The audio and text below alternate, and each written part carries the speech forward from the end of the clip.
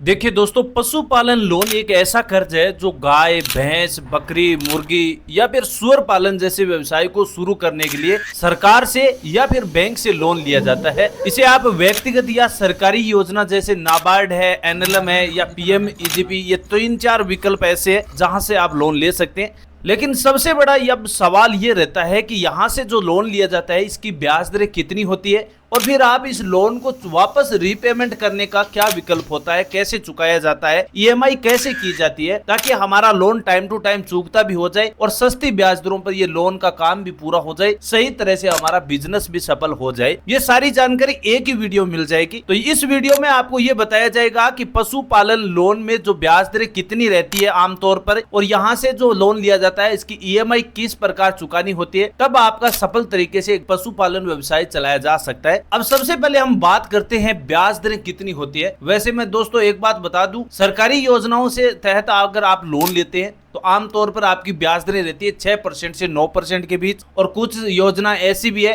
जहां पर महिला और SC ST BPL परिवारों को ब्याज में छूट भी दी जाती है। तो यहाँ पर जो छूट होती है वो 3% के आसपास होती है। तो मोटा मोटी अगर आपको 6% की ब्याज दर सरकारी योजनाओं के तहत लिया जाता है तो वहां पर SC ST महिलाओं और BPL परिवारों को केवल 3% ही ब्याज दर देनी पड़ती है। अगर आपकी ब्याज दर 9% है तो फिर आपकी ब्याज दरों में 3% की कटौती करके 6% ब्याज दर देना पड़ता है। लेकिन दोस्तों अगर आप कई बार लोन बैंक से भी लेते हैं, वहां पर जो ब्याज दरें होती है वो 9% के 12% के बीच होती है, यानी 9% से 12% तक ब्याज दर देनी पड़ती है। यहाँ पर आपका सिविल स्कोर भी तय करता है कि आपका सिविल स्कोर किस प्रकार का है, उसके हिसाब से फिर आपको ब्याज में कटौती भी हो जाती है। जो हाईएस्ट ब्याज दर है वो आपको 12% होती है और कम से कम आप 9% है। अब 9% ब्याज दर उसी किसान को देनी है जिसका सिविल स्कोर 650 से 750 के आसपास है, उनको केवल 9% ही ब्याज दर देनी पड़ती है। लेकिन यहाँ पर जो सब्सिडी है वो केवल बैंक के माध्यम से नहीं मिलती है, वो सब्सिडी केवल आपको नाबार्ड, एनएलएम, पीएमईजीपी, ये सरकारी योजनाएं हैं, यहीं से आपको सब्सिडी दी जाएगी। तो मोटा मोटी मेरे कहने का मतलब ये हुआ कि जो बैंक से जो लोन लिया जाता है उसकी ब्याज दरें यहाँ पर आपको 9% से 12% के बीच देनी होगी, और जो सरकारी योजनाएं हैं जैसे नाबार्ड है, एनएलएम है, पीएमईजीपी है, यहाँ पर जो ब्याज दरें वो केवल 6% के आसपास ही देनी पड़ती है। मोटा मोटी यही मतलब होता है। अब कुछ स्कीमों में 1 साल का आपको मोराटोरियम पीरियड भी दिया जाता है, यानी सरकारी कई सारी स्कीमें ऐसी भी है जहां पर आपको 1 साल की ब्याज में छूट भी दी जाती है, ईएमआई से भी छूट मिल सकती है, कई प्रकार की होती है। अब आपको यह समझना जरूरी है कि जो आपको लोन आपको 6% से 12% के बीच सरकारी योजना या कोई बैंक से मिला है तो उसको किस प्रकार हमें चुकाना पड़ता है, यानी ईएमआई कैसे चुकानी होती है। ईएमआई का मतलब यही होता है कि हर महीने एक फिक्स अमाउंट किस्त के रूप में जमा करवानी होती है।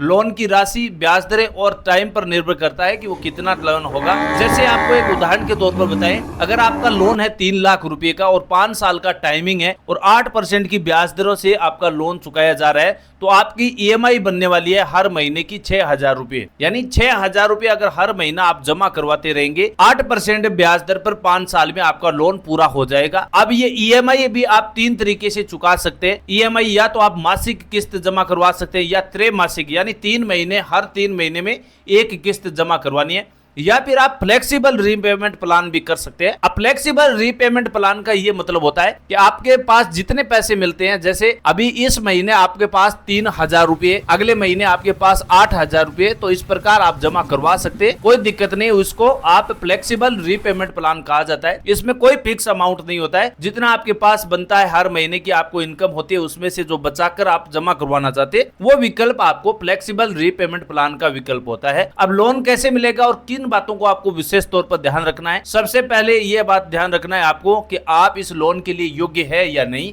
इस बात की विशेष तौर पर ध्यान रखें। किसी भी योजना से लोन ले, ये बात आपको विशेष तौर पर ध्यान रखिए। कोई भी जितने भी आपको डॉक्यूमेंट बताए जा रहे हैं, जैसे आधार कार्ड है, भूमि का रिकॉर्ड है, पशुपालन योजना का प्रोजेक्ट रिपोर्ट है, ये सारी जानकारी पहले से आपके पास मौजूद होना चाहिए। लोन का सही इस्तेमाल काम करेंगे तो आपको सब्सिडी और ब्याज दोनों में छूट मिलेगी। इन बातों को ध्यान रखकर अगर आप लोन लेंगे तो आपके पास 3-4 विकल्प है लोन लेने के लिए। लोन या तो आप पीएमईजीपी, नाबार्ड, एनएलएम से ले सकते हैं, या फिर जितने भी सरकारी बैंक है जैसे एसबीआई है, पंजाब नेशनल है, बैंक ऑफ बड़ौदा है, ग्रामीण बैंक है, कॉर्पोरेटिव बैंक है, इन बैंकों से आप लोन ले सकते हैं। अब दोस्तों आप जान चुके हैं कि पशुपालन की ब्याज दरें क्या है, ईएमआई कैसे बनती है और लोन चुकाने की प्लानिंग कैसे करनी है। ये सारी जानकारी अब आप अच्छी तरह समझ चुके हैं। तो अब आप पशुपालन शुरू करने की सोच रहे हैं तो आपके लिए सही समय है, सही जानकारी आपको मिल चुकी है। समझदारी से अपना कदम उठाइए।